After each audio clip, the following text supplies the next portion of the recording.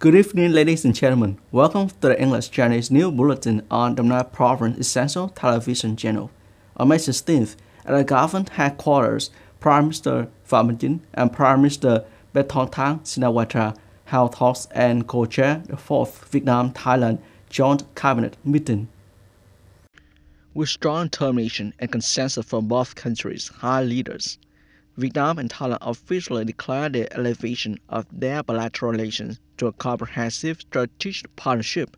This marks a new chapter in history of Vietnam-Thailand relations, reflecting long-term vision, strategic trust, and shared operation for a closer and more sustainable future.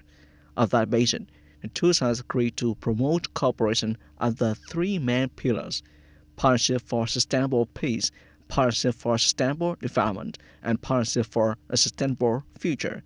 At the end of the meeting, both sides adopted a joint statement on upgrading the bilateral relationship to a comprehensive strategic partnership.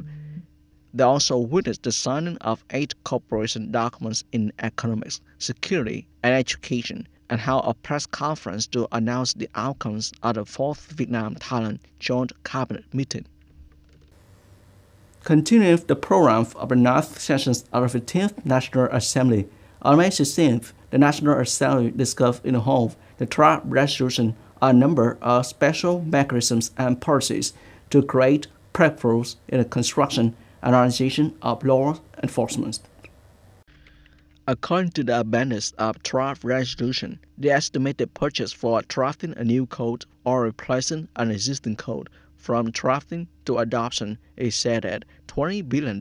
The cost for a new law or replacement law is $18 billion. For amendments and settlements to a code, the cost is $10 billion. And for amending laws that restrict human and civil rights under the Constitution, the cost is $9 billion. Of this amount, 70% is allocated for drafting, appraisal, and submission, while 30% is reserved for review and approval. In response to questions from National Assembly deputies, Minister of Justice Nguyễn Hải Ninh stated that the drafting agencies will review and adjust the purchase estimates to better align with common standards and ensure that they are not disproportionately higher than those for other tasks. On May 16th, Parliament Deputy Secretary of Provincial Party Committee and Chairman of the Provincial People's Committee, Mr. Võ Tấn Đức, together with Vice Chairwoman Nguyễn Thị Hoàng, chaired a meeting with leaders of departments and localities on adjustment to district-level land use planning until 2030. Concluding the meeting, Chairman Võ Tấn Đức requested that Long Khánh City and Biên Hòa City urgently review and complete the overall urban planning documents.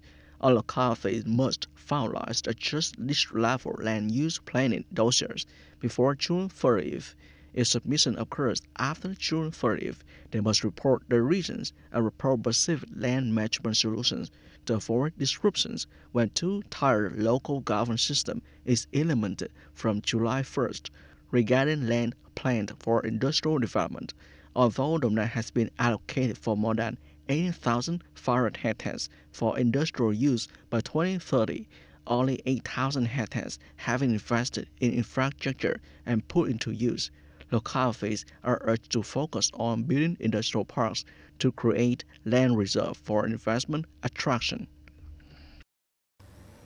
On May 16th, Chairman Võ Tấn Đức and Vice Chairman Hồ Văn Hòa of Nam Province held a meeting with leaders of departments and localities on adjusting the master plan for the urban planning of the Nam Province until 2045.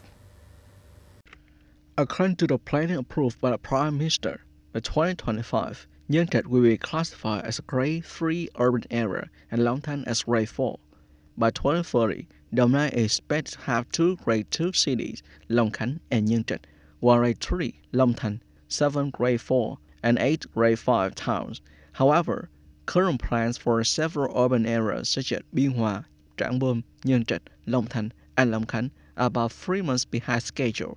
To prevent delays in implementation, the Provincial German Task Department of Construction will drafting a proposal for a meeting with the Ministry of Construction to coordinate with the Department of Justice to review and eliminate any outdated or conflicting regulations under new urban and rural planning laws. In response to the requirement to supervise e-invoicing for petrol sales per transaction, the Regional Tax Department number 15 is currently inspecting several petrol stations across Đồng Nai, Bà Rịa Vũng Tàu, Bình Thuận, and Ninh Thuận provinces. Tax officers are checking the full process of connecting fuel pumps directly to the system to automatically issue electronic invoices to customers. Mr. Nguyễn Đình Khang, manager of petrol station number 19, said, at the beginning, there were many challenges because the customers were unfamiliar with the process of automatic invoicing from the pump, but things have now stabilized. Most businesses and petrol stations have strictly complied with regulations on issuing e-invoices for each transaction. Mr. Trần Thanh Tùng, director of Tín Nghĩa Petroleum JSC, said, this process has brought significant benefits and has been implemented very smoothly. Mr. Đậu Đức Anh, Deputy Director of Tax Department Region 15, stated, this time we are inspecting 4 stations and 232 enterprises. Basically, most are following the regulation properly. For any station found intentionally violating or failing to issue e-invoices for each sale, the tax sector will recommend revocation of their business license by the competent authority. Summer is also the time when dangerous infectious diseases in children increase. The most common are still dengue fever and hand-foot-mouth disease. At Đồng Nai Children's Hospital, the number of children with dengue fever and hand-foot-mouth disease is not high, but there have been severe cases. One child recently recovered from dengue shock. Though still weak, the child can now eat and is under observation. If stable, the child will follow soon. Ms. Võ Thị Diễm Châu from Vĩnh An Town, Vĩnh Cổ District said, my child had a high fever for 4 to 5 days at home. One night, the fever spiked so high that I had to bring the baby in. The doctor diagnosed dengue fever. Dr. Nguyễn Thanh Quyền, head of infectious diseases department, shared, thanks to early detection and treatment within 24 hours following the protocol, the child gradually stabilized. Currently, the department is treating around 40 cases of dengue and hand-foot-mouth diseases. Ms. Dương Thị Hương from Thành Phố called me say, at first the fever went out with medicine, then it returned and red spot appeared. We took her in and they say it's hand-foot-mouth disease. She's much better now. Doctors advise hand washing remain the most effective to prevent infection. Additionally, wearing masks in crowded places and seeking timely medical attention at the first signs of illness are crucial for children's health.